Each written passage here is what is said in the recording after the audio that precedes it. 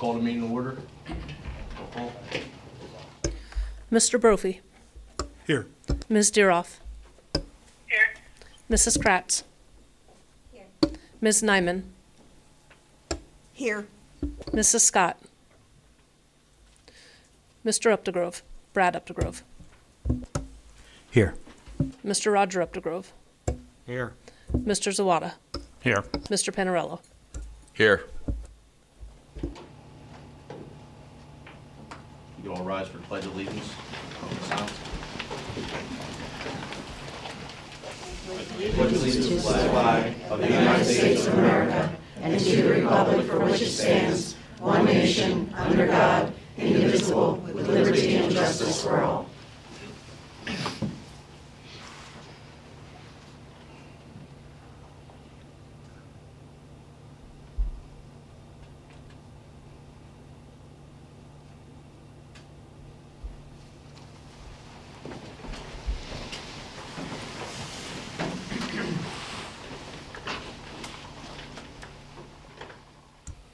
The board held an executive session on Tuesday, December 19, 2023. The topic was personnel. The meeting lasted approximately 45 minutes.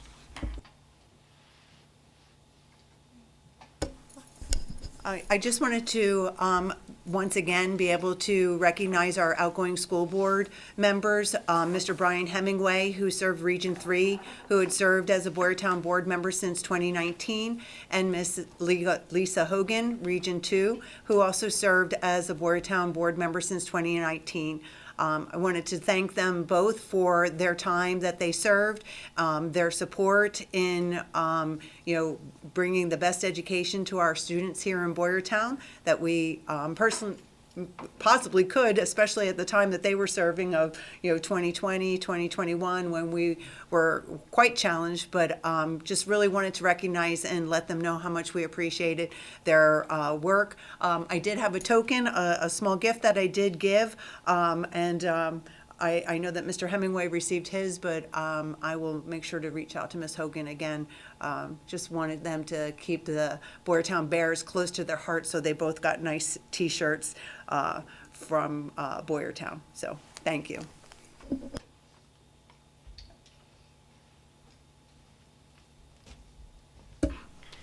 Good evening. For those of you who don't know, my name's Allison Moyer. I'm the communication specialist for Boyertown Area School District. And tonight I have the honor of introducing Mr. Bill Cherkasky. He is our telecom teacher at Bash and also our resident Bash/district historian. So he's got a neat story to share with you tonight, something new for all of us. We all learned something new in communicating with him. So I'm going to turn it over to Mr. Cherkasky.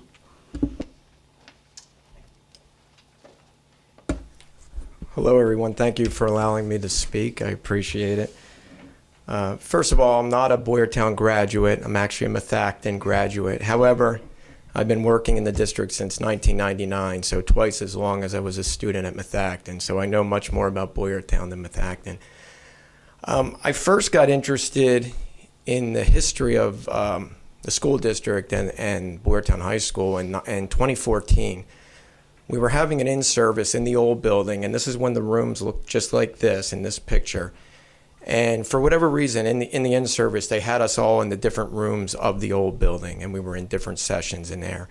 And I was sitting in the session just looking at the slate chalkboards and the wood frames around them and the wood doors and the wood teacher closets, which looked like this.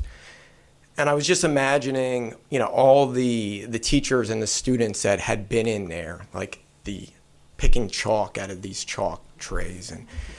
And I knew that the district was going to renovate the high school the following year. I know it was going to go under a major renovation. And I was wondering what was going to happen to the old building, like what was going to happen to the casework and the chalkboards. So I asked the principal at that time, Dr. Cooper, and he didn't know, so he asked the architect and found out that because they were taking down walls, they were going to rip out pretty much everything. They were going to gut the building and put in new whiteboards with aluminum frames and replace the doors and everything. So I thought, maybe we should document the building when it still looked like, its old self. So I put together this team of students. I'm at the top, but those 3 students, and we decided we're going to make a documentary on the old building. And we interviewed dozens of former teachers and former students, did extensive research about the school and the district, spent a lot of time in the high school library. They have very nice vertical files with all types of information going way back.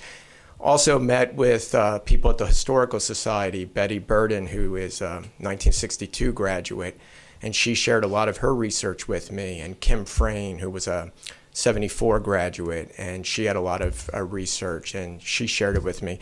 So from making this documentary, and it turned out to be an hour-long documentary that we premiered in the old auditorium of the high school before they gutted the building. So it was sort of one of the last things in that building. And it got, good reviews, the documentary, but I figured it was maybe more that could be done. So luckily the superintendent at that time allowed me to meet with the head architect and the director of facilities, and we tried to think of what could we save from the old building to bring back into its new self. And because of the plans, like walls were coming down, we couldn't save like classroom doors or the closets. But we decided that if we could find somebody to remove the chalkboard frames, restore them, and then bring them back into the building after the project, that would be like something that would sort of represent the old building. So I was lucky I found a local builder. He built cabinets. His name was Bill Kime, and he actually was a Boyertown graduate himself from the 70s. He agreed to do it for $6,000, that him and his workers would come in, remove all the chalkboard frames. There was 20 original chalkboards still in the old building. Take them out, restore them, and then bring them back in. But of course I had to raise the money for that, and luckily they were getting rid of the auditorium chairs. This was the original auditorium chairs in the old building. They were going to get rid of them anyhow and throw them away, so the school board allowed us to have a public sale, sell those chairs to raise the money to restore the chalkboards, and that's what we did. And we also, this is the way the auditorium looks now. This is one of those original chalkboards. They wanted them to be whiteboards, so we actually were able to take out the slate, sell the slate. A lot of the slate was 100-year-old slate that was from the original old building from 1919. We cut those oldest pieces up into small little squares and made commemorative plaques out of them. One of them's hanging on this wall right back here. You see it says the old building. And we sold those as well to raise the money to restore the chalkboards. And this is the way the chalkboards look now. So he restored the frames, put the frames back in, and then they got new whiteboard material and the cork at the top. There's 20 of those in the old building in 20 different rooms. It's actually one of my favorite features when I go over there. I see those old frames. It's like chestnut wood, and I just think all those people, for over 100 years that, were using that. So that was one way we were able to save a part of the old building. Just a little bit of the history of the district, because I did so much research. I do have a lot to share. Before 1866, there were a lot of small schoolhouses in the Boyertown area, but they were usually associated with churches where you had to pay to go to them.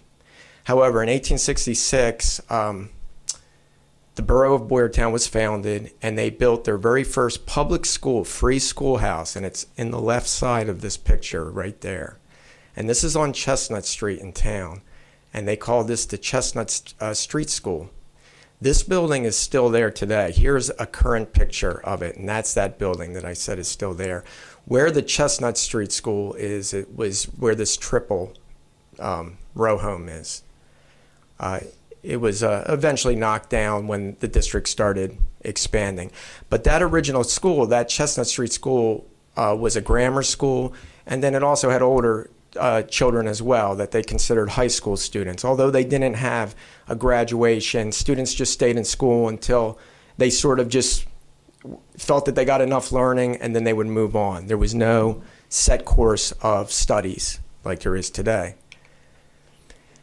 The district right behind the Chestnut Street School, when the population of older children started increasing, they built a separate high school. And this officially would be the district's very first high school. This was built in 1887. It was separated from that Chestnut School, but it was on the same lot. And that sign that was mounted up there at the top of the school is actually on display in the Boyertown Historical Society. That's the only remaining part of this building. It was knocked down in the 60s. But this became the district's first high school. Although in 1887, they still didn't have a set course of studies for high school students. It wasn't until 1891 that the district school board approved a set course of studies, and they decided it would be 2 years. 2 years, and they had a test, too, that the students would take to say that they've graduated, and then they had a graduation ceremony. So they approved that in 1891. In 1893, they had the very first Boyertown graduating class. I have yet to find an actual photograph. This was probably made from photographs, but it was designed to be printed in the newspaper. So they did line art from the photographs, but have not yet been able to find a photograph of this first graduating class of 1893. A couple years later, the district changed the course of studies from 2 years to 4 years. And because of that, there was 2 years where there were no graduates, 1896 and 1897. However, since 1898, there's been a Boyertown graduating class every year. Then, because enrollment started increasing, they built the current high school building that we have now. They laid the foundation in 1919. It was finished in 1921. A bit of a delay because of World War I, just getting materials. It delayed the construction. But you can still see these two entrances, which are still there today in the current layout of the building. However, this is very different than the building that's there now. Over here on the left, which is now the old auditorium, these were all classrooms. There was actually 9 classrooms, 3 on the top, 3 in the middle. And then they had tech ed shop type classes here on the bottom. There was a gym in the basement and a boiler room here. The offices were up here on the second floor. There was an auditorium on the second floor. And then over on the right, where they eventually put a gym, they were just more classrooms, another 9 classrooms over there. Didn't go back like the building is today with the courtyard. That wasn't there. That didn't happen until 1934. When they had to increase the old building, only actually 14 years after they first opened it in 1921.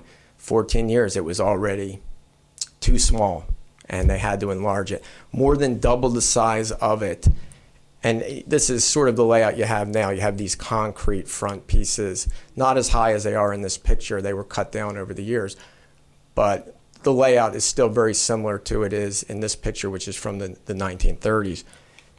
A little bit so you understand, this is how big the building was when it opened in 1921, 24,000 square feet. And then when they added on to it, this is the footprint of it. So they added 38,000 square feet, more than doubling it, putting that courtyard in the center and extending it out about 20 feet, 25 feet on each side to build the auditorium here and the gymnasium over there. And then putting all the classrooms here because they blew out all these classrooms that were there. And that was, I was telling you, like the chalkboards, the slate, even though they destroyed all these classrooms to build an auditorium and a gym, what we found out during the renovation, because of what was on the back of the pieces of slate, they removed all the chalkboards from these original classrooms and reused them in the back of the school, back here in these classrooms. And we found that out because when you turned up around the chalkboards, it said, old slate. And then the new pieces, they said new slate.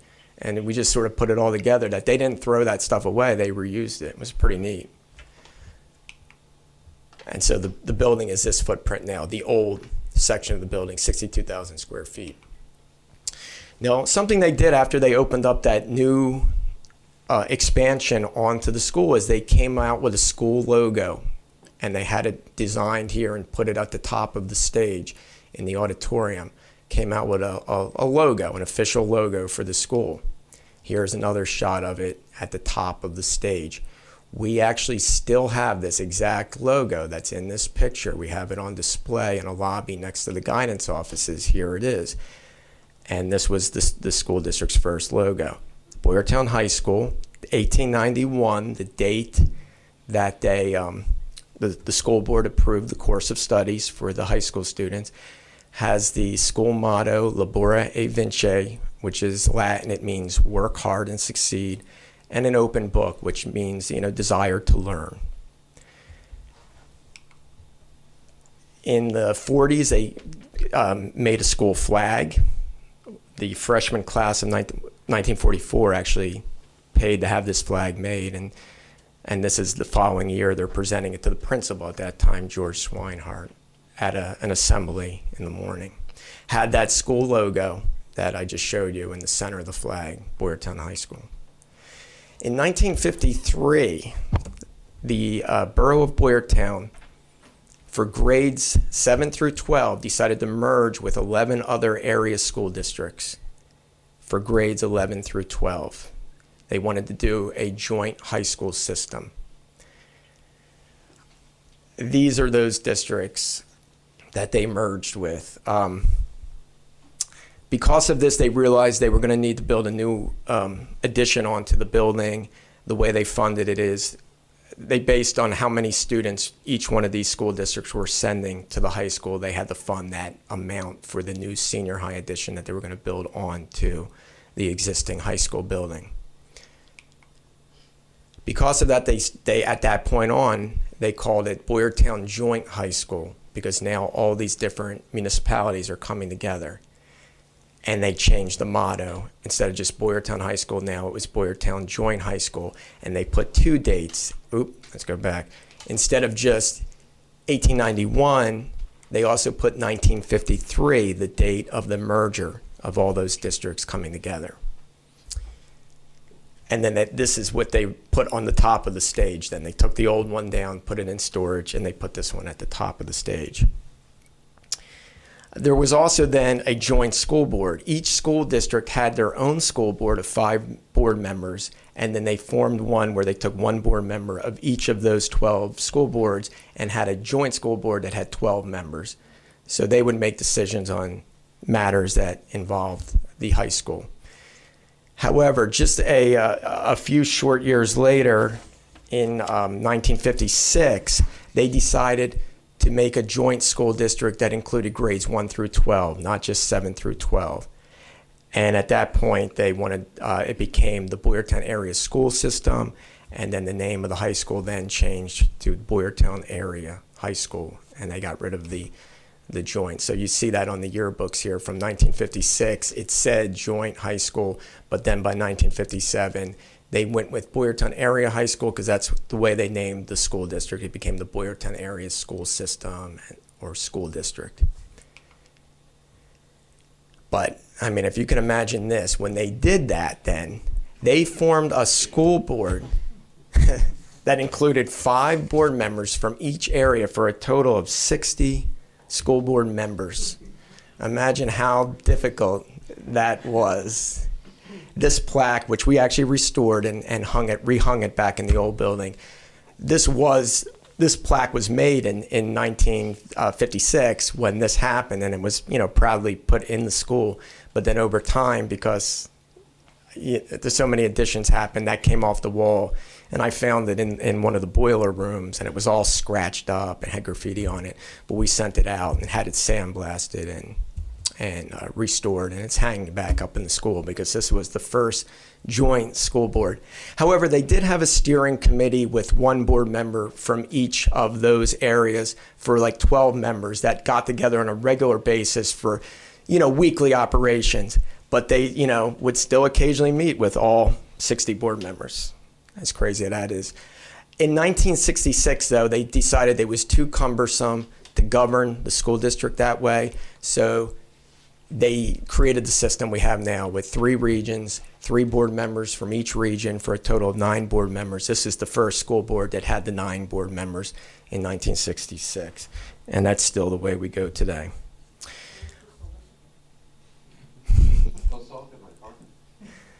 So over the years, besides restoring those chalkboards, I had the opportunity to help restore other parts of the school and do different projects. I run a committee at the school called the Sunshine Committee. We are funded through vending machines in the school, vending machines in the faculty room, vending machines that run after school. And we do a lot of staff outreach, but we also take on projects at the building and fund different projects. One of the ones that we gave a lot of money toward was the restoration of this huge portrait that's hanging above that door there. That is the school district's oldest artwork. It's painted in 1919. The school board of 1934 purchased it and presented it to the school with their own funds as sort of a gift to celebrate that huge addition that they put onto the school at that time. And it had been hanging in the school ever since. However, in around 2015, it was in very bad shape and it needed a major restoration, which it was going to cost $6,000 for the restoration. And we did a GoFundMe. Some people even here gave to that project. And the Sunshine Fund funded a huge part of it, as did Student Council. And for its 100-year anniversary in 2019, we actually rehung it in the old auditorium after it was restored. So it was 100 years old when it was sort of rededicated. Something else we did, although we sold most of these original auditorium seats, we did keep some at the high school, and 2 sets of them are in the new auditorium lobby. These are them there. We had that same gentleman, Bill Kime, restore them back to their original 1935 appearance. He took off the upholstery, which was put on in the 70s. These were painted black. He stripped off the black paint and found the original colors that these were painted on the sides and painted them, filled in all the holes left by the upholstery. And there's 2 sets, one over there and one here, and they're on display in that lobby. There's also some in the library of the high school, but they're in their 1977 appearance when they were reupholstered blue. They're not the original appearance. We also put picture frames throughout the old building that either depict the building through the years, or they depict what was in that area of the old building back in the past. And we actually had a gentleman frame them with wood that we salvaged from the old building, the old trim, parts of the old closets. Same thing with that one. That wood around that came from the old building. It's all old chestnut wood. So we didn't really let any of that old wood go in the trash. We stored a lot of it. We used a lot of it for different projects because we wanted to, keep as much of the old building in there.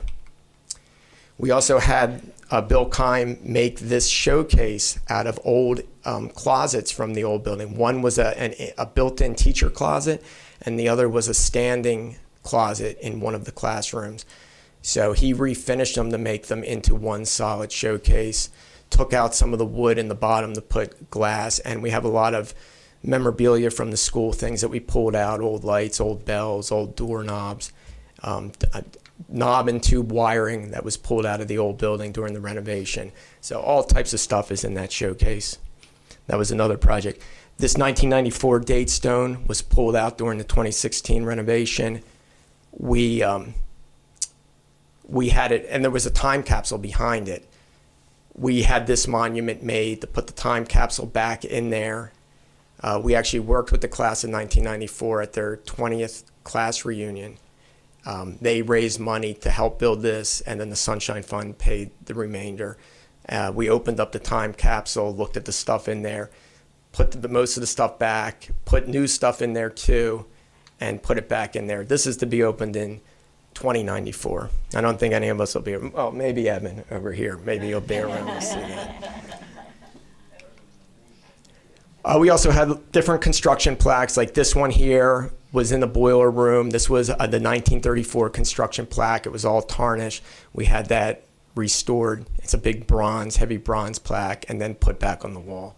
So that's what we do. We do a lot of things like that, which brings me to the latest project that I am working on. I would like to remake that class flag, well, not the class flag, the school flag, that's similar to the one that was seen in that picture on the stage with the principal. using a sort of updated version of the school motto, where we have the 1891, the date that the school was, the high school program was approved, and then the 1953, the date of the merger of all the area school districts to form the Boyertown Area School District, the school motto, and saying Boyertown Area High School instead of the original one that just said Boyertown High School. So the Sunshine Fund is willing to have 3 of these made. We figured we would put 2 of them in the auditoriums, one in the old auditorium on the right side of the stage, opposing the American flag, one in the new auditorium, and then one would sort of be in storage in the library if one needs to be traveling somewhere for an event and we want to have one on display.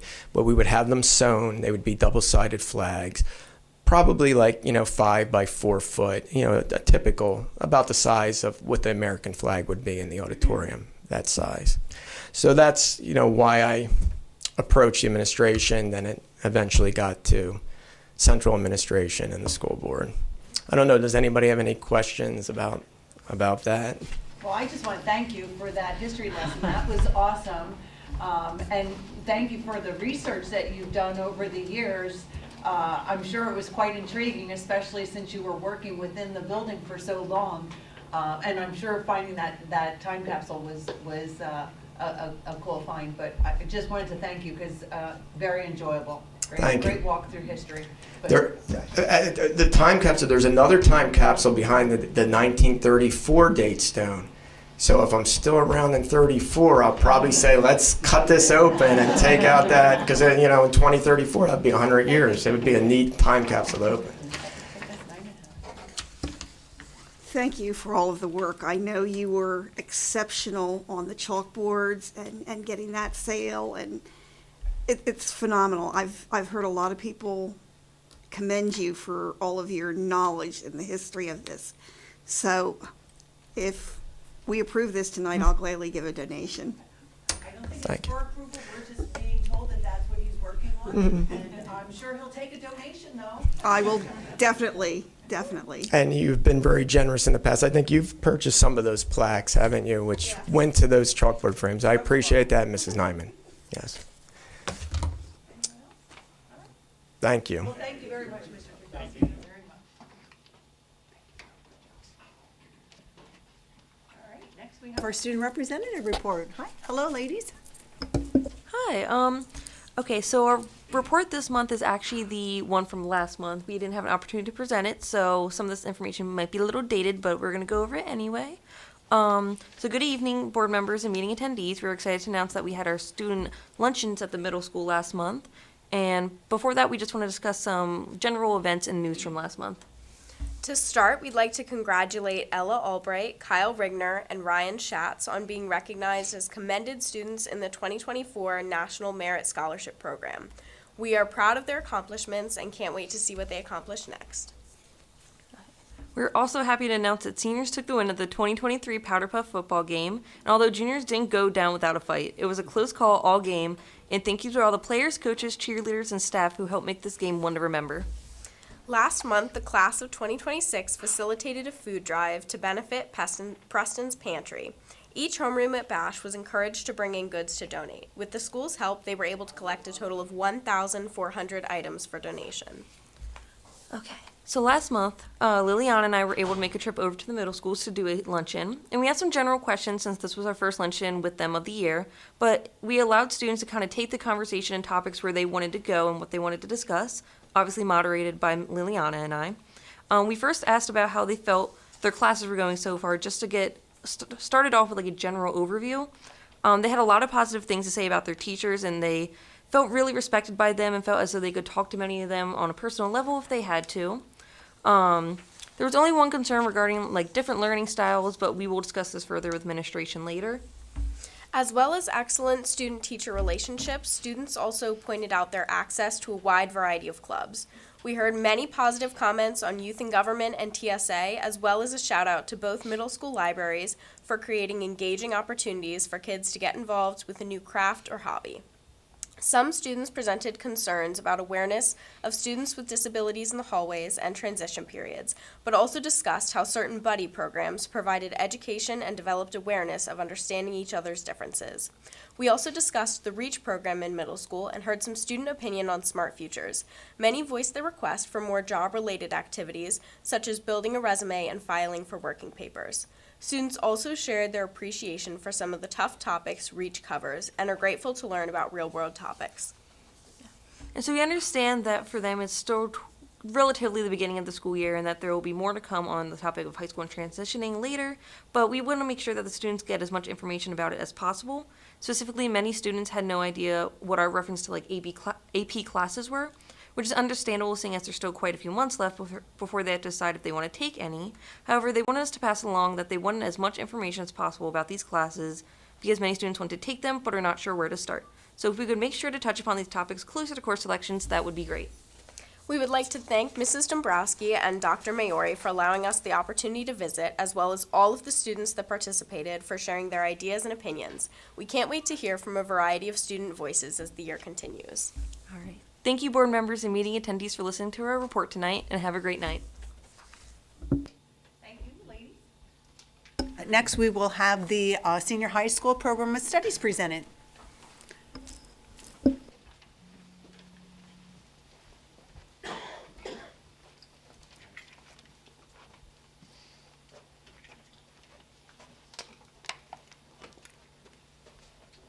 Good evening, everyone.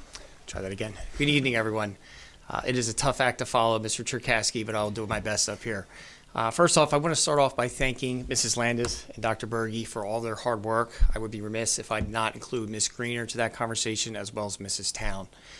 Our program of studies has been slightly updated since our November presentation. We wanted to appreciate and applaud the feedback that we received from our school board, as well as our community members, as well as their concerns that they had for some of the changes that we had proposed. We did take those concerns and put them into consideration when looking forward to creating our updated version for our presentation this evening. Some of the big changes that you're going to notice that are quite honestly the result of administrative changes at the high school is that we are no longer recommending the 8-period bell schedule for the upcoming school year. We do believe that is an important conversation that should continue throughout this school year. However, based on where we are as a building, we need to stick with our 9-period bell schedule so that we can have this rolled over in time for our students. As of this point right now, we're about 2 weeks behind in our scheduling process, and we need to get things rolling as soon as this is approved here this evening.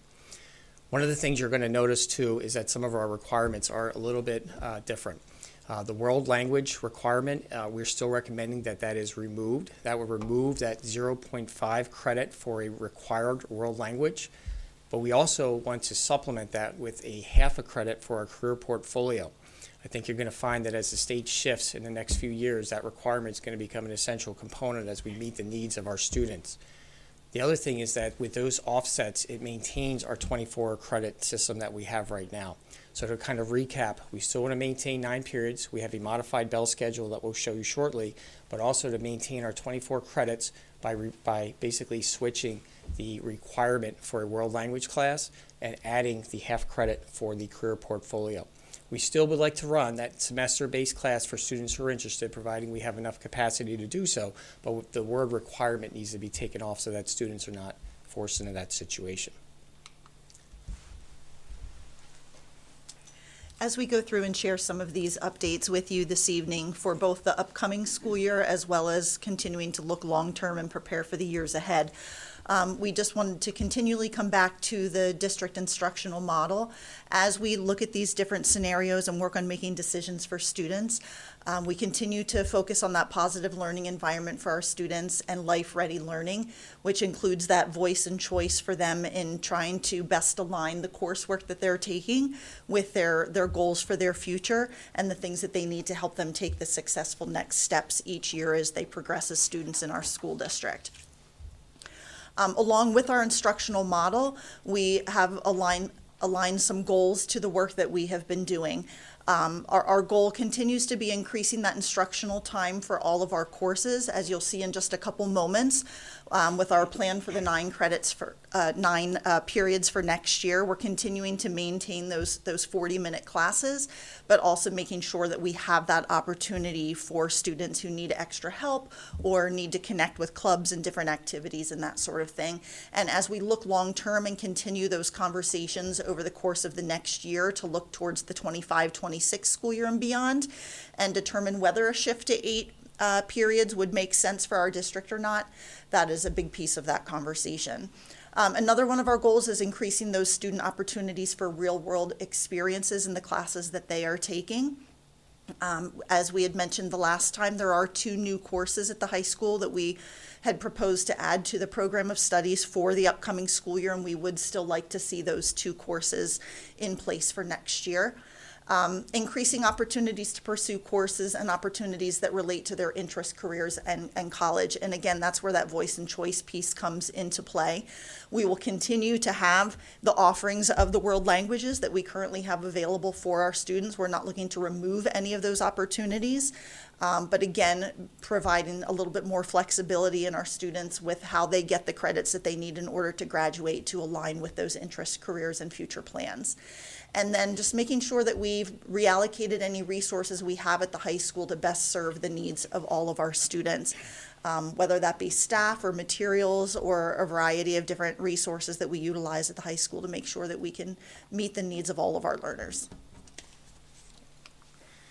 So what you see before you is an updated version that we think is an ideal situation for the 25-26 school year. So again, not for next year, but the following school year that I believe we need to have continued conversation on. The feedback that we received was concerns over the flex period. My kids are involved in this, they're involved in this activity, this special homeroom, and they need that extra time to meet with those teachers, or they need the extra time for tutoring. One of the ways that we felt that we could kind of compromise and help support our students, that is, by providing longer periods so that every single student gets almost an extra period in a 6-day cycle for every class they have.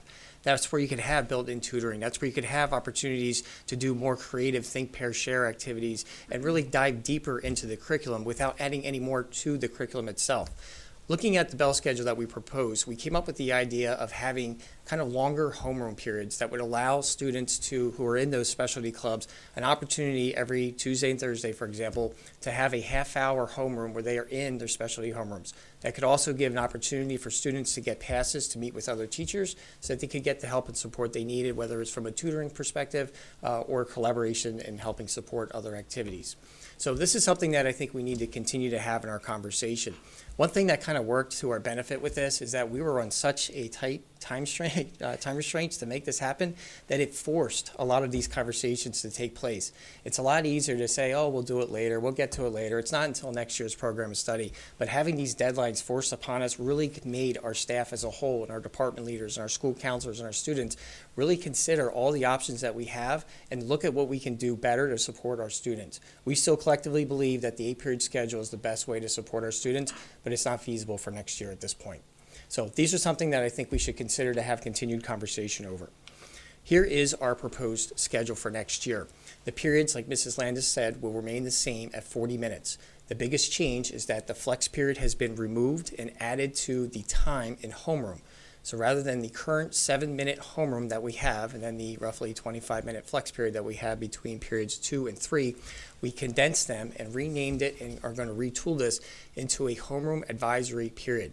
This will give us an opportunity to have continued professional development throughout the school year to kind of revisit and rethink what homeroom can be used for.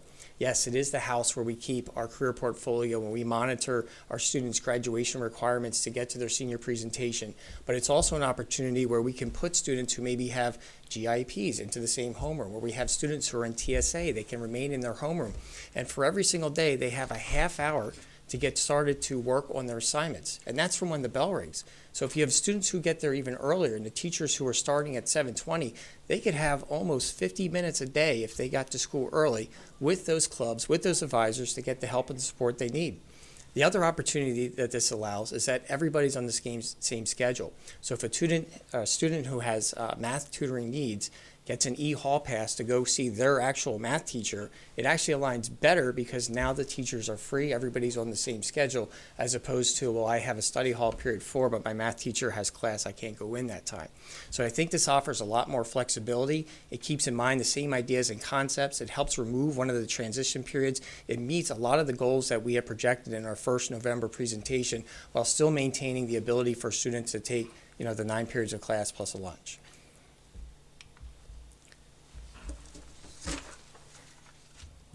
This is still me. Sorry. Our homeroom advisory options or opportunities that are presented, again, are designed to help with our career portfolio work. Again, reflecting back to the need to give students that half credit for the career portfolio, which does encompass things such as Smart Futures, the EverFi financial literacy, as well as the culminating senior presentation that I know many of you were part of in October. This also has an opportunity for remediation. Students who typically maybe miss period 9 because they're involved in sports would have the opportunity to be able to make this up in any homeroom that they'd like the following day or later that week, because it's a half an hour. It gives an ample amount of time for students to get that extra support. From an IEP perspective, it also allows that built-in 50% additional time that a lot of our students do need to finish some of their tests. What better way to help them than to actually go to their own teacher who gave them the test, rather than to try to find an open seat or a vacancy in their schedule during a study hall or a lunch period. The other opportunity is for makeups, exams, assignments, as we previously mentioned, as well as grade level meetings. Our schedule that we run right now for assembly meetings is built very similar to this. So this would not impact our schedule in any other way. Our other students could continue to work in their clubs and in their specialty homerooms. And when we have a senior class meeting, those seniors go down, the homeroom teachers go with them. And it makes it a lot easier so that we can still maintain that process to offer all these opportunities that we said during that time period. And then obviously this helps with building supportive relationships. Our homerooms right now are designed that they carry through from year to year. So 9th grade rolls up to 10th grade and they keep moving their way as they progress through the high school system and complete their career portfolio assignments. Oops, Birdie, sorry. All right, so graduation requirements, and you see on the screen there what our graduation requirements would be for the current program of studies. So we require every student to have 4 math credits, 4 ELA credits, 3 science credits, and 4 social studies credits. The HPE is a little confusing, especially to someone new at the high school. So health PE, we need 2.66. So basically that's 0.83 and 0.83 at freshman and sophomore years, where we're combining it with some lab time. In our proposed schedule changes from November, that was something we were going to clean up with a longer period. So that's still something we want to consider if we go to 8 periods. That would actually clean up, sorry. That would actually clean up a lot of that. Thank you. That would actually clean up a lot of that mess from having that extra time with HPE. The one thing we are going to add that is going to kind of fill in for that change to the world language program would be the career portfolio, which would come at senior year. We give a half credit for that, which is actually tying in with a lot of new things coming out of PDE with financial literacy and other things with graduation requirements. So we're going to still be at 24 credits for all of our students as their graduation requirement. So this is BCTC graduation requirements. So our BCT students are going to get 3 credits per year. That's going to stay the same. The only change in the requirements here would be the 0.5 senior year for career portfolio. So they're getting those 3 years every year they're going to BCTC for any kind of classes. They go half day in the morning, half day in the afternoon. Depends on their programming when they go.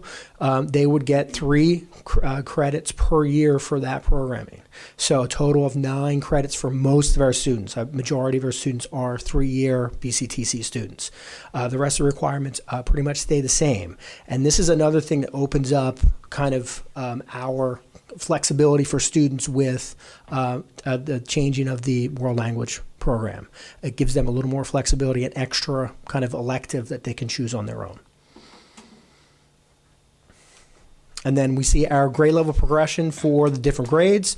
So 9th to 10th, again, the minimum, 6 credits, pretty much staying the same, and an 8 credit maximum. At this point, we have 9 credits, need to take a lunch, so they'll get 8 credits maximum each year. And you see the progression from 9th grade to 12th grade and the graduation. Just to point out, it is not a typo for 11 to 12 at 17. That is intentional, so that a student who can maybe load their schedule their senior year still has the opportunity to meet all the senior graduation requirements, as well as participate in the senior event. So that is not a typo, that's actually intentional. You'll notice as you think about the slides that Dr. Berge just shared that the numbers, when you look at the required credits, it doesn't add up to 24. It only adds up to around 18 or so. And that is because of that opportunity for students to also take some courses that they're interested in. That's where the opportunity for music and art and world language and all of those different pieces come into place. And so as we take a look at the world language piece, I'm just going to explain a little bit of the background behind that, as well as the impact that it has with that opportunity for students to make some decisions along with their families on the courses that they are signing up for. So again, it's just a requirement that's being removed, but not any opportunities for world language. So language courses would continue to be available to all students at the high school. And gives them a little bit more flexibility and space in their schedule to take other courses that they're interested in, and also that can help to support their learning if they need some extra help in some areas.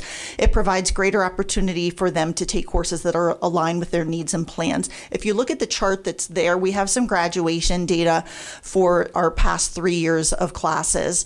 So the number of students in the graduating classes for 21, 22, and 23 school years, as well as the percent of students who plan to go on to post-secondary education after graduation. So you can see those percentages there were ranged from 63 to 68% over the past 3 school years. Students who are not choosing to be college bound but still wish to take a language will absolutely have the opportunity to do that. And for those who are interested in that post-secondary education, our school counselors will still be counseling students to take languages. We're going to look at a little bit of data in regard to some of the schools and what they currently require, because it's not even really consistent among the post-secondary world anymore. So as school counselors work with students on their future plans, they will encourage students to continue to take a minimum of 2 years of a world language if they're planning to go to college, as well as look at the requirements for the individual schools that they may be interested in, because there are some schools who may have even more stringent language requirements, since they want to make sure that they're meeting those expectations, as well as some that may not have a requirement at all. We are proposing, that we would continue to offer that fundamental level world language course as long as there's interest of students who would want to take that. Again, that's a half credit course. It is not a course that colleges accept as one of those 2 years of a language. If students took that course because they were interested and felt it was a more appropriate level for them to start with, they certainly could do so. But if they were college bound and looking at schools that had a world language requirement, they would still need to take other language courses after that in order to fulfill the requirement. The fundamentals course also does not meet the NCAA eligibility requirement for a language either. If you take a look at the next screen, this is just a sample of some of the world language entrance requirements.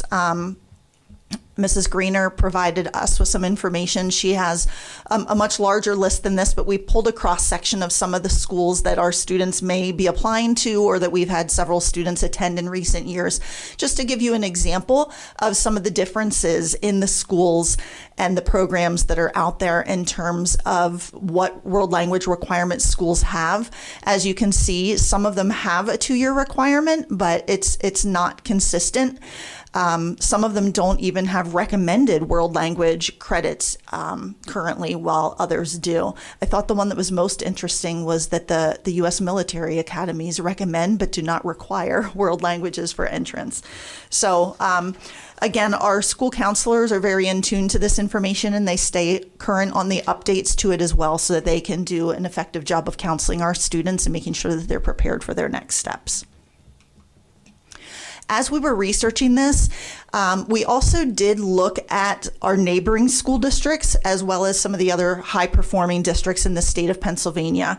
So as we looked across the county, we surveyed some districts in our county as well as searched their websites for some information, and we looked at a couple of different things. We looked at their number of periods because, again, we're looking at that for the future and how long their class periods are, the number of credits for graduation, that sort of thing. But really for tonight's purposes, wanted to just share with you that world language requirement. In your packet, I believe this was hyperlinked to a document that shows all of them so that you can see all of them at once. But we are currently the only district in Berks County that has a world language requirement.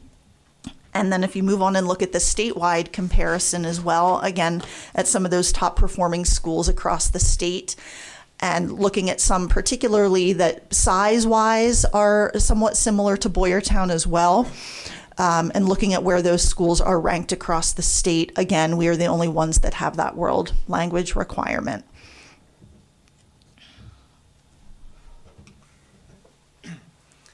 So, in conclusion, we are looking at our recommendation of the 9-period schedule with the homeroom advisory, as indicated earlier, the removal of the world language requirement, and the addition of the 0.5 half credit for the career portfolio.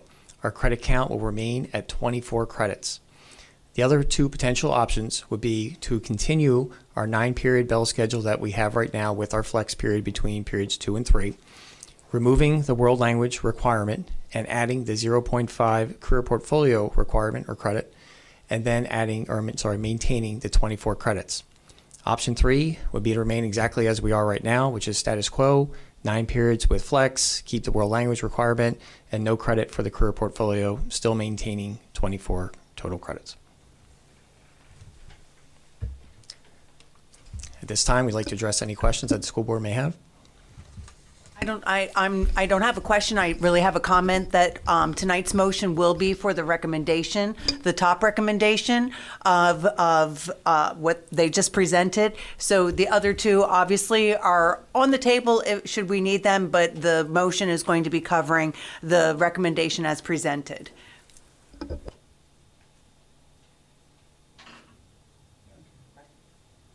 Sure. Yeah.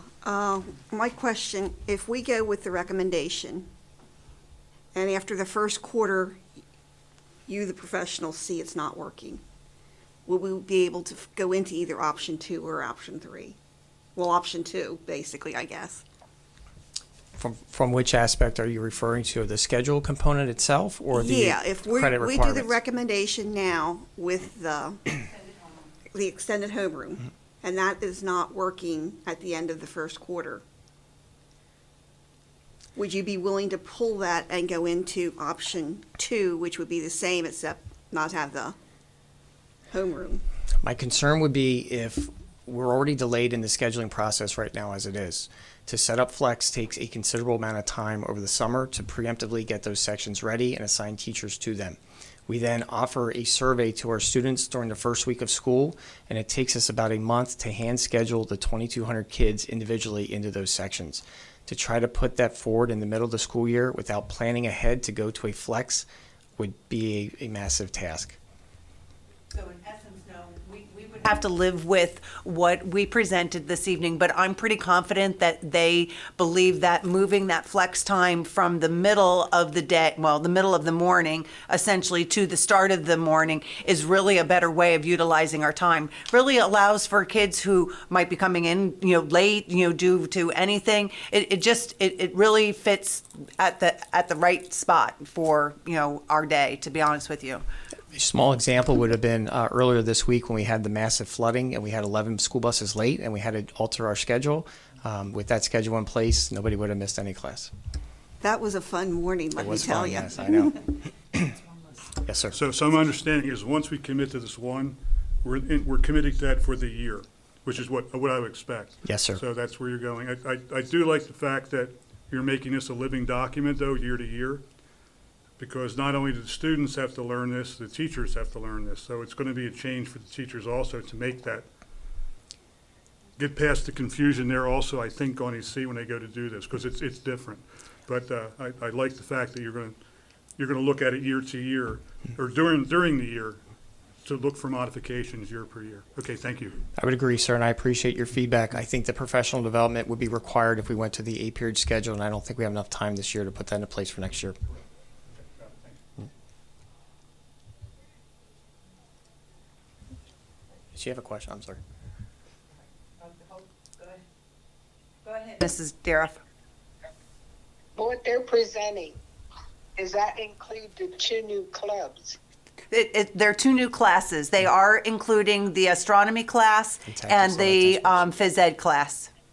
These are clubs, right? These are classes. These are credited classes. They're not clubs.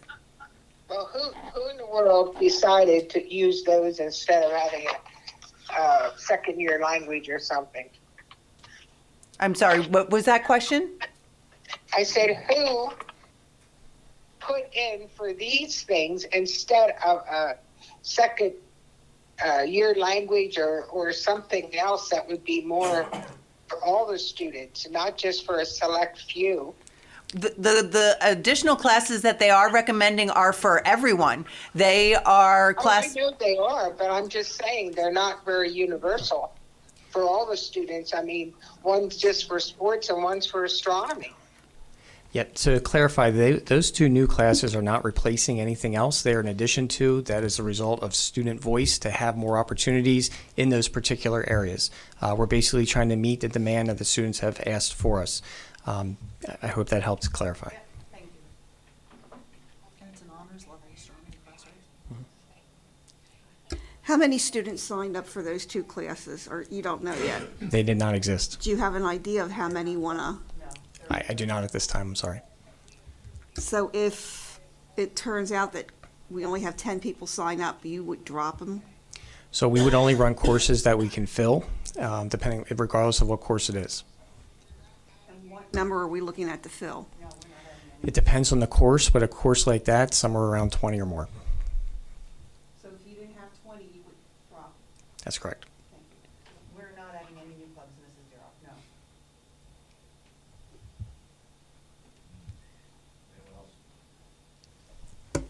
Could we run the risk of having students just coming in late every morning then, because it's only flex? That's the concern we discussed as well. That was one of our first concerns. However, I do feel that by keeping our recommendation up there with adding the career portfolio as a credit now, it adds some teeth to them being in homeroom on time to complete those career portfolio assignments and to get that half credit and meet the graduation requirement. Even right now, without credit, that is a graduation requirement. You could be a first in your class, but if you don't complete and pass your career portfolio and pass your senior presentation, you will not walk at graduation.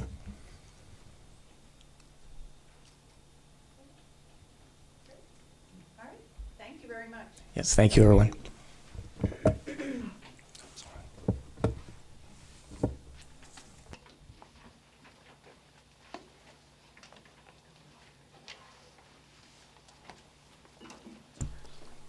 Public comment period. Sadie Hanish.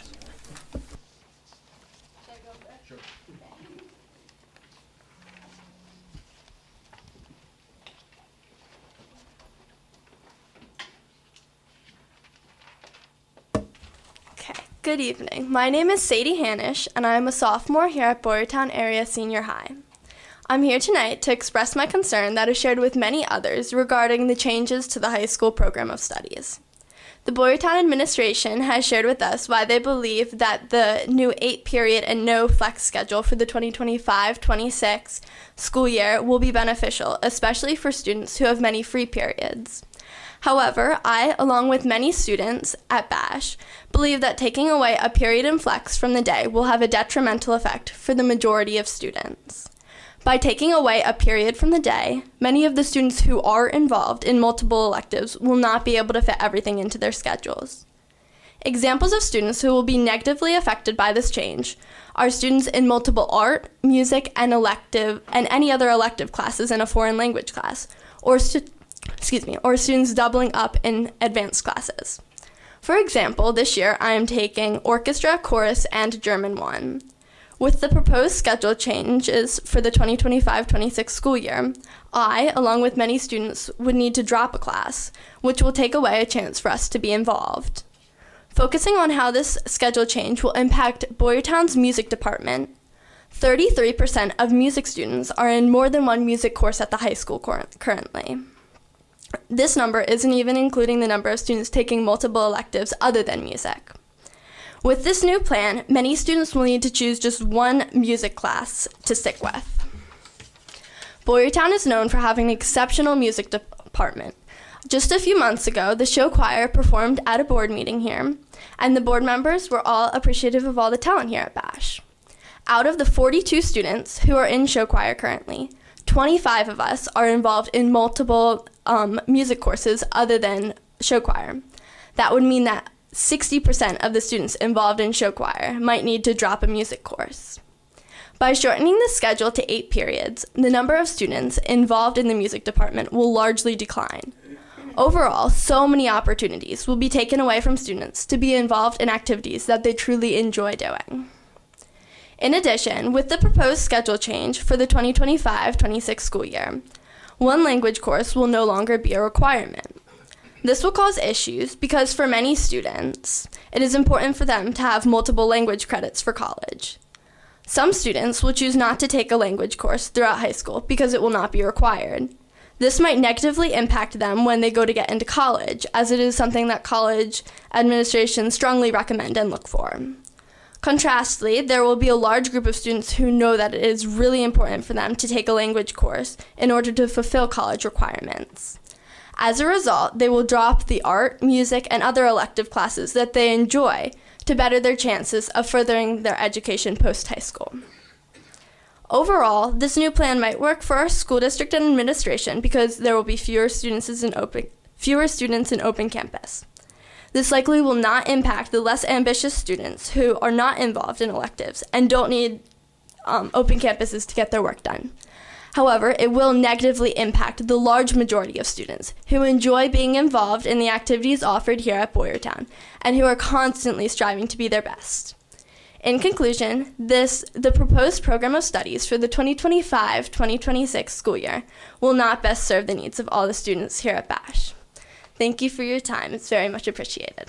Sadie, I do want to clarify something, though. We're not taking, there will always be 2 language offerings. So Spanish and German will always be offered and would not be limited. So the fundamentals class would actually open up more seats and more opportunities if it's not required for everyone to take. So it will actually give more opportunity to students to be able to have 2 years or even more years of whatever language they would choose.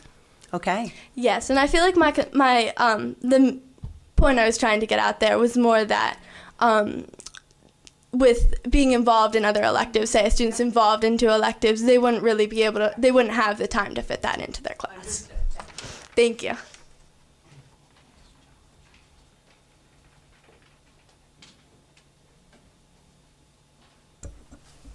At this time, we're looking for the approval of the November 14th, 2023 Committee of the Whole meeting minutes.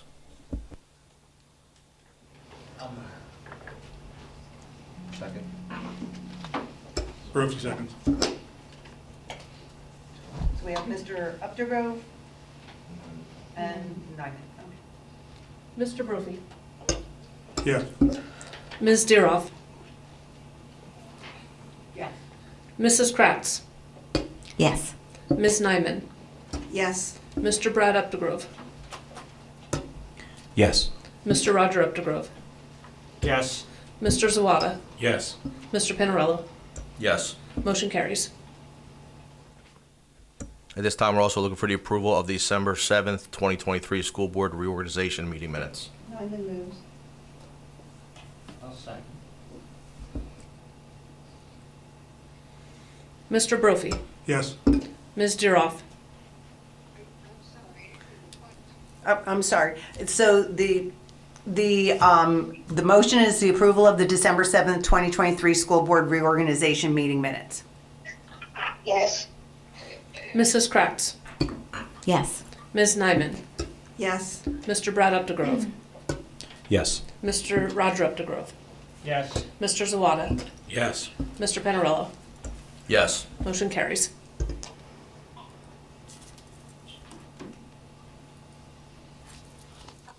Treasurer's report, please.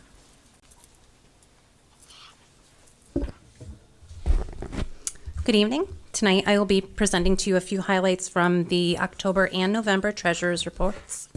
First one I'll start with is October. Our local tax, delinquent tax collection was approximately $51,769.22. Earned income tax collection was approximately $1,405,078.27, and transfer tax collection was approximately $121,240.42. For our state revenue pre-K counts program, we received approximately $180,000. For our ESSER grant, we received $710,645. And our Ready to Learn block grant, we received $776,832. And for our expenditures for October in the category of salaries, benefits, and professional services, that accounted for about 73% of our monthly expenditures. And for our November treasurer's reports, we have the local revenue for delinquent tax collection was approximately $61,797.26. Earned income tax collection was approximately $234,032.54. And transfer tax collection was approximately $125,949.29. For state revenue, our pre-K counts program received $45,000. And for special education subsidy, we received $119,377.67. And for expenditures for the category of salaries, benefits, and professional services, it accounted for about 87% of November expenditures for this month. Any questions? Thank you. Good evening.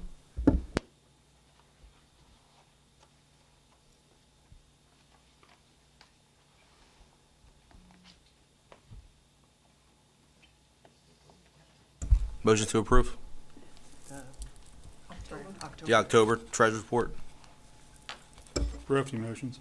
Brophy Quite a and seconds. Updegrove. It was Brophy and Updegrove.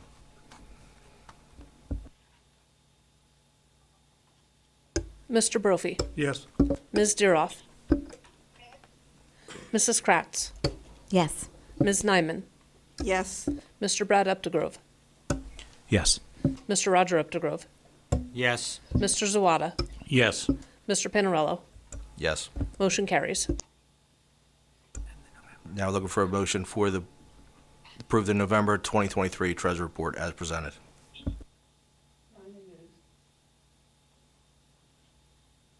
Brophy seconds. Mr. Brophy, Yes. Ms. Deeroff, Yes. Mrs. Kratz, Yes. Ms. Nyman, Yes. Mr. Brad Updegrove, Yes.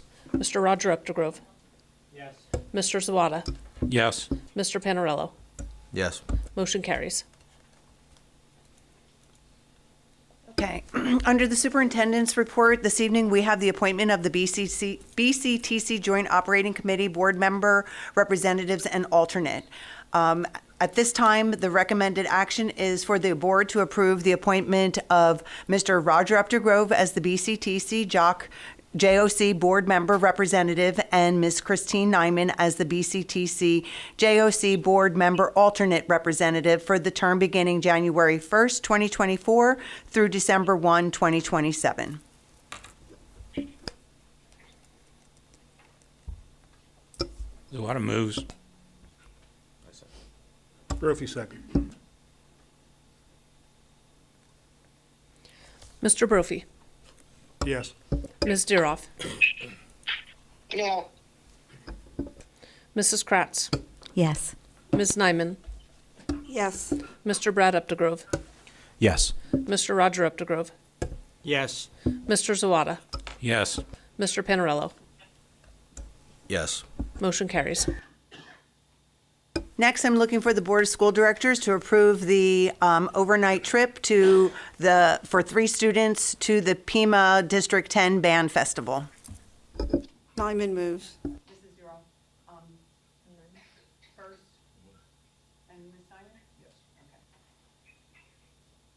Mr. Brophy, Yes.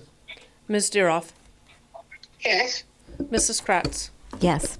Ms. Nyman, Mr. Brad Updegrove, Yes. Mr. Roger Updegrove, Yes. Mr. Zawada, Yes. Mr. Panarello. Yes. Motion carries. Next, we're looking for the Board of School Directors to approve the 2024-2025 Program of Studies for grades 9 through 12 as presented.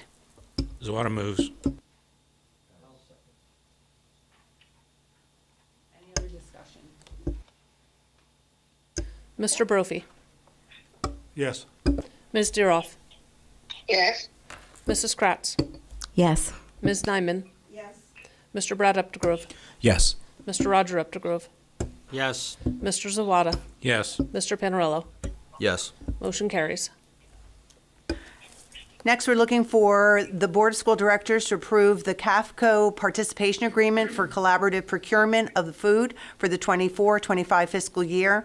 This collaborative procurement effort to purchase food is being offered through the Lancaster Lebanon Intermediate Unit, IU-13, and facilitated by IU-13 Collaborative Services.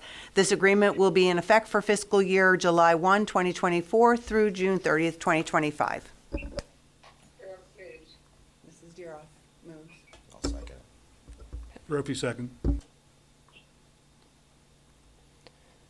Mr. Brophy, Yes. Oh, Do you have a question? I'm sorry. I'm just curious as to why we're going with Lancaster Lebanon and not the Berks IU. this agreement has been in place for many years at the district. Our food service director is not here this evening. She could provide more details on that. But at least since I've been here, we've always gone through the Lancaster IU.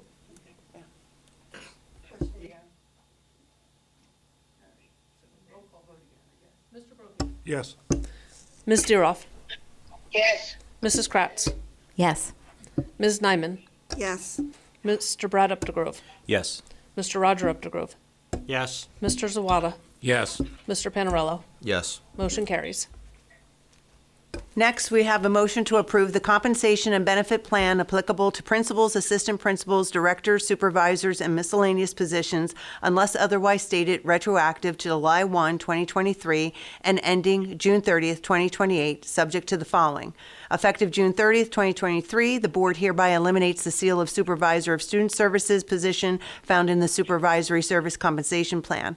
Effective July 1, 2024, the district hereby creates a new dean of students and director of student services position that will become part of this compensation and benefit plan applicable to principals, assistant principals, directors, supervisors, miscellaneous positions, which is known as the Act 93 compensation plan, based upon job descriptions that are attached hereto, made a part hereof, and marked Exhibits A and B. The details of the new positions are addressed in the Act 93 compensation plan, as well as the board hereby authorize non-discrimination testing as required to comply with the Internal Revenue Code to the extent required, it being understood that the life insurance plan is already taxed to employees for the insurance coverage costs for over $50,000.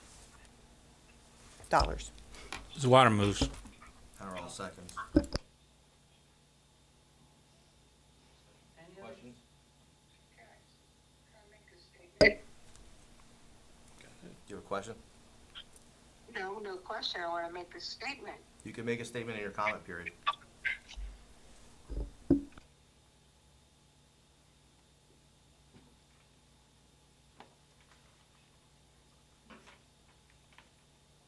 Mr. Brophy, Yes. Ms. Deeroff, What I wanted to say was because we are moving a lot of people around and paying them a lot more money, and we have 700 and some less students than we had in the last 10 years. Our taxes went up 43.92%, since 2010. But the biggest thing is because we still have people in our district making $3 and some cents more than they did in 2004. I will always fight for those people, and that's what I'm doing tonight. I cannot vote on this when we have custodians making $14 an hour. Thank you. My vote is no. Mrs. Kratz, Yes. Ms. Nyman, Yes. Mr. Brad Updegrove, Yes. Mr. Roger Updegrove, Yes. Mr. Zawada, Yes. Mr. Panarello. Yes. Motion carries. Next, we have the Board of School Directors to approve the personnel agenda items as presented. Sawada moves. Lyman seconds. Mr. Brophy, Yes. Ms. Diroff, Yes.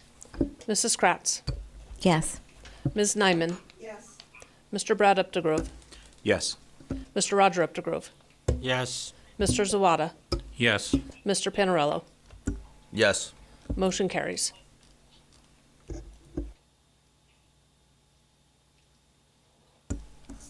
Lays up the public comment period number 2, Donnie Savage.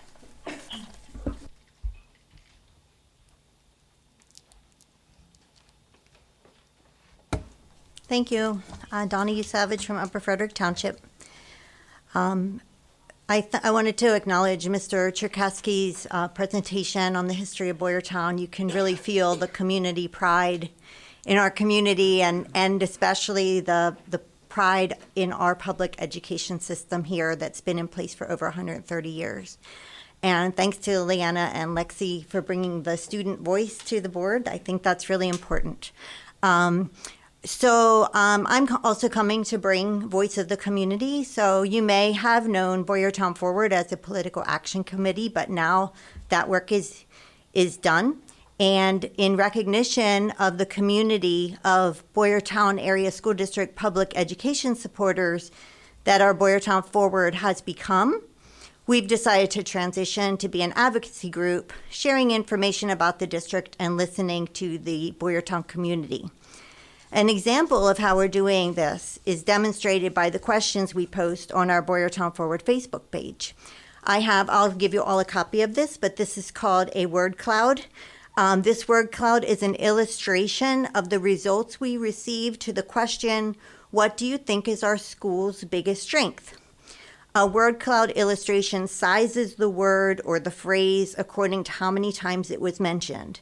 For off of the Facebook, it was either as a comment or a like to a comment. So nothing scientific, but it's a way to illustrate the voice. And you can see the biggest word there by far is teachers. That was really what stood out.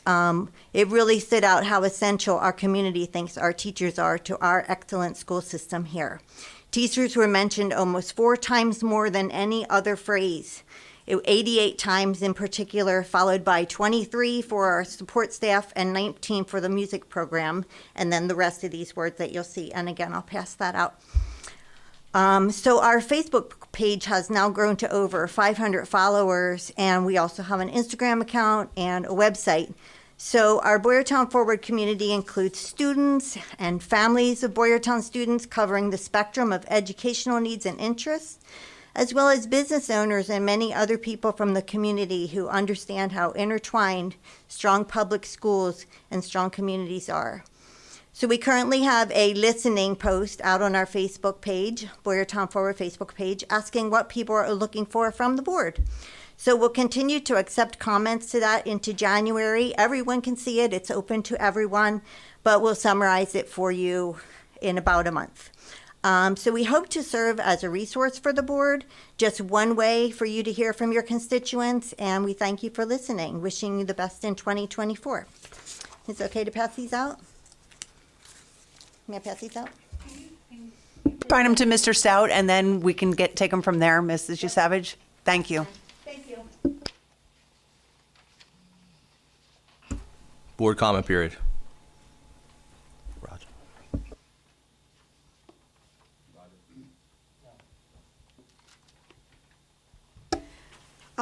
wishing everybody a Merry Christmas, Happy New Year, whatever. Please stay safe in your travels out there. We want to see everybody back here beginning of the year and get moving on everything else again.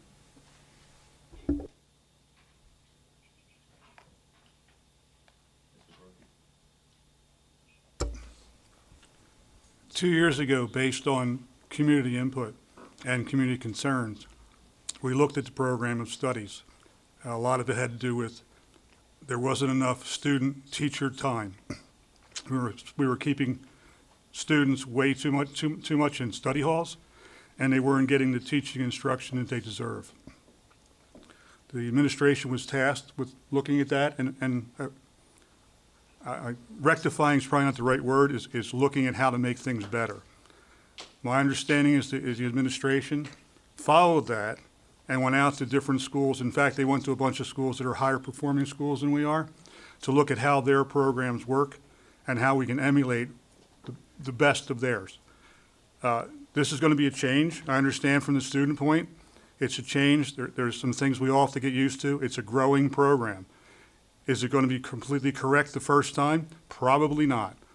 But what we need to do is the work between the teachers, the students, the administration, to continue working on it, to continue to improve Boyertown's educational system for everyone. And that's the big thing here. I understand that there's going to be some work that has to be done for some students going to be impacted negatively.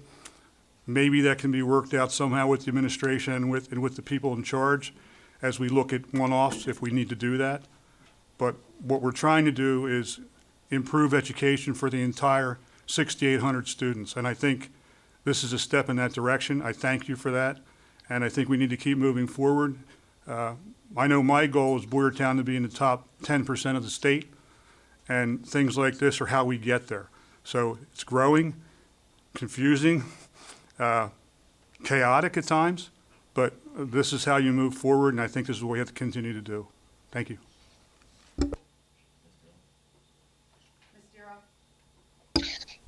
I just wanted to say, sometimes when I say things, a lot of people think it's funny, but somebody finally listened to me from the state. We're going to have to start teaching cursive.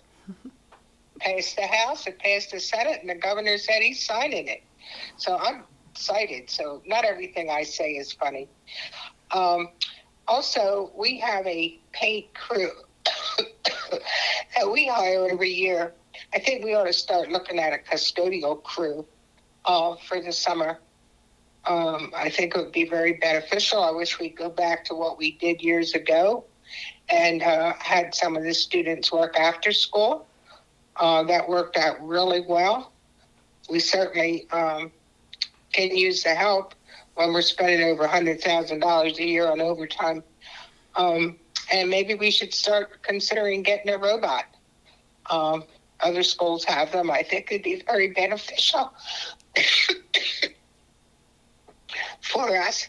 They don't ask for a vacation. They don't get time off. They don't get sick. I think it's a wonderful move.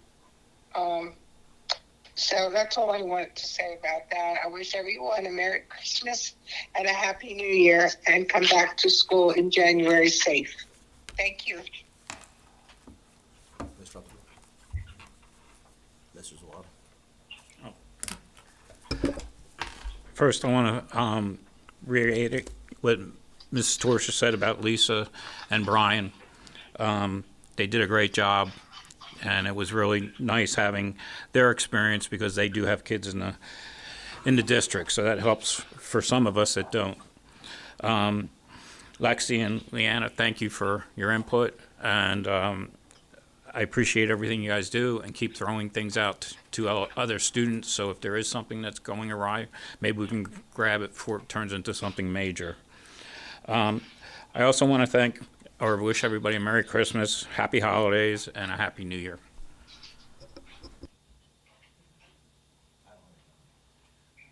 I just have a brief comment. Tonight at all of the board member seats is this year's Christmas card. And this Christmas card was created by Evie Perry, a sixth grader at Middle School West. She created this year's holiday card. And her I'm going to read what she has stated. She said, I created this candle to symbolize hope and warmth during the cold winter after being inspired by a chalk pastel project with Mrs. Robbins, the New Hanover Upper Frederick art teacher. I decided to do a candle in this style. I really enjoyed working on this project and am really proud of the way it turned out. Evie had Mrs. Wagner as her elementary art teacher at Boyertown Elementary School. She is currently in 6th grade at Middle School West and just started art class with Mrs. Harner. She also takes private art lessons with Mrs. Robbins. So please take the time to look at your Christmas card that was created by one of our students. We send it out electronically. It is part of our It Bears Repeating, and we made these into little postcard type of cards for you for this season. So thank you, Evie. I just wanted to publicly thank you, and I am sure I'll be seeing you shortly. Thank you.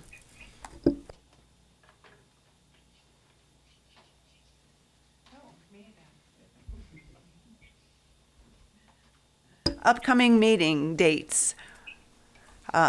The upcoming meetings will be January 9th, Committee of the Whole meeting, which will be here at the Ed Center, and January 23rd, here at the Ed Center. Both meetings are at 7 o'clock, and you can find all of our upcoming meetings on our Boyertown website calendar. Motion to adjourn? Right. Meeting adjourned. Good night, Mrs. Deeroff.